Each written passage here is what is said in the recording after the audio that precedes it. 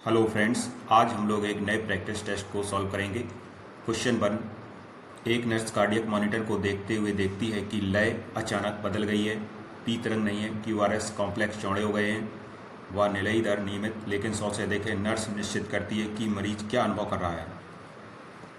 Option 1 pre mature ventricular contraction, ventricular tachycardia, ventricular fibrillation, sinus tachycardia.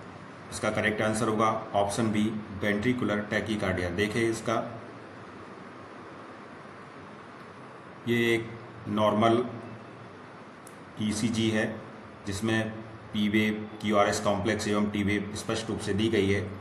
अब इधर हम देखते हैं ये वेंट्रिकुलर टैकीकार्डिया की कंडीशन है जिसमें क्यूआरएस कॉम्प्लेक्स चौड़ा है और पी वेव बिल्कुल गायब हो चुकी है।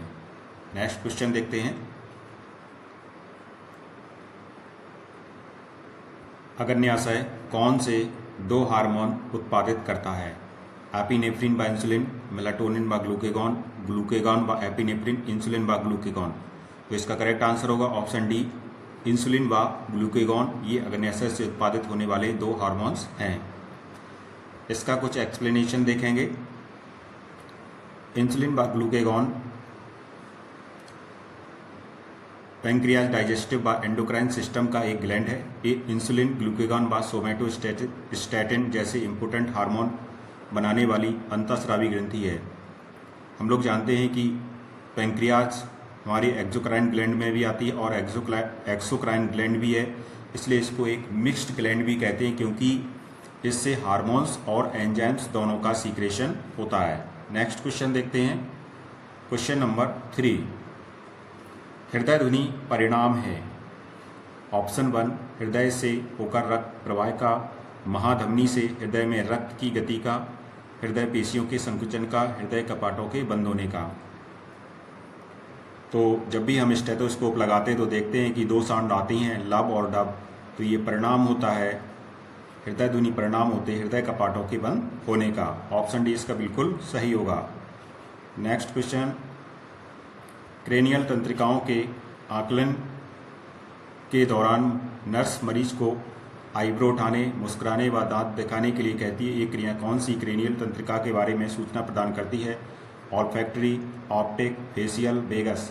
देखिए ये जो पूरा सिस्टम है ये आपका फेशियल क्रेनियल नर्व से संबंधित है, इसलिए इसका ऑप्शन सी बिल्कुल सही होगा।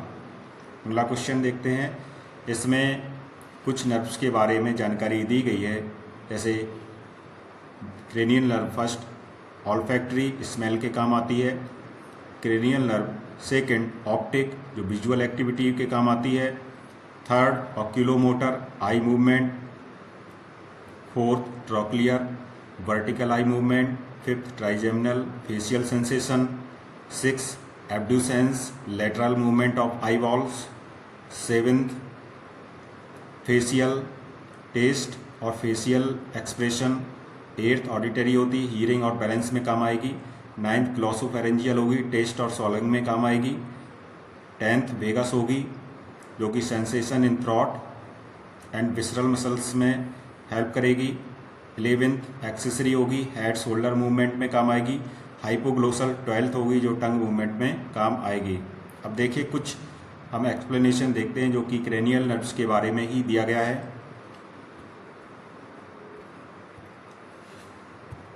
Cranial nerves are the nerves that emerges directly from the brain, including the brain stem। तो जो क्रेनियल नर्व होती हैं वो डायरेक्टली ब्रेन और ब्रेन स्टेम से निकलती हैं, of which there are conventionally considered 12 pairs. जो क्रेनियल नर्व्स होती हैं ये 12 जोड़ी होती हैं। Cranial nerves relay information between the brain and parts of the body primarily to and from regions of the head and neck, including the spatial sense of vision, taste, smell and hearing। देखिए जो इनका काम होता है cranial nerves का वो होता है मेनली आपकी ज्ञानेंद्रियों से संबंधित है, जैसे विजन है, टेस्ट है, स्मेल है, हियरिंग है। नेक्स्ट क्वेश्चन पर आते हैं। Question number 5।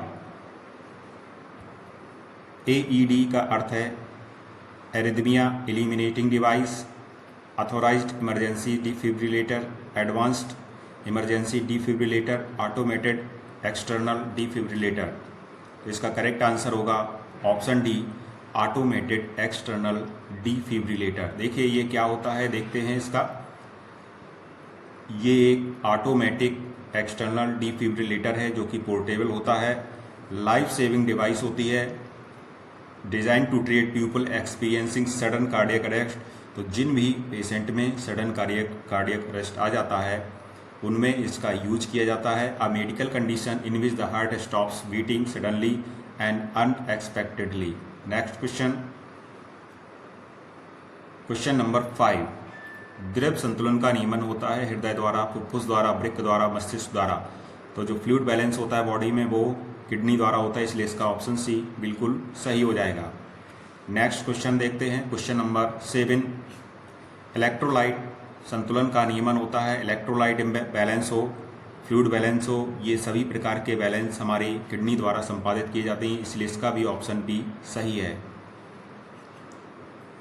नेक्स्ट क्वेश्चन है, एस्फिक्सिया या श्वास अवरोध क्या है?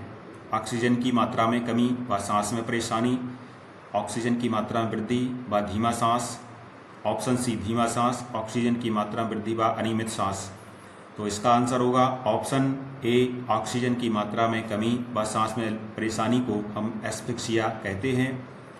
नेक्स्ट क्वेश्चन देखते हैं, कौन सी स्थिति में रक्तचाप बढ़ता है? स्लीप, इमोशन, एक्सरसाइज, उपरोक्त में से कोई नहीं। देखिए रक्तचाप यानी कि बीपी बढ़ने का कारण है जब कोई व्यक्ति ज़्यादा इमोशनल हो तो उसमें रक्तचाप बढ़ जाता है, इसलिए इसका ऑप्शन भी बिल्कुल सही होगा। भावना या इमोशन में व्यक्ति का बीपी बढ़ता है। यदि किसी भी स्टूडेंट को इसकी PDF चाहिए हो तो वो मैं इस नंबर पर कॉल या व्हाट्सएप कर सकता है। नंबर नोट कीजिए 9235083254। नेक्स्ट क्वेश्चन देखते हैं, सामान्य इंट्राऑक्यूलर प्रेशर होता है 8 से 21 mmHg, 16 से 25 mmHg, 20 से 35 mmHg या 19 से 38 mmHg। देखिए हम जानते हैं कि हमारी आँख में दो प्रकार के लिक्विड होते हैं, एक ये लेंस होता है, इस प्रकार से ये आँख होती है, ये कॉर्निया है और इसके पीछे ये ऑप्टिक नर्व्स लगी हुई हैं। तो यहाँ पे विट्रस ह्यूमर होता है और यहाँ पर एक्वस ह्यूमर होता है। तो इसमें एक प्रकार का इस लिक्विड से एक प्रकार का प्रेशर बनता है जिसको हम कहते हैं इंट्राऑक्यूलर प्रेशर।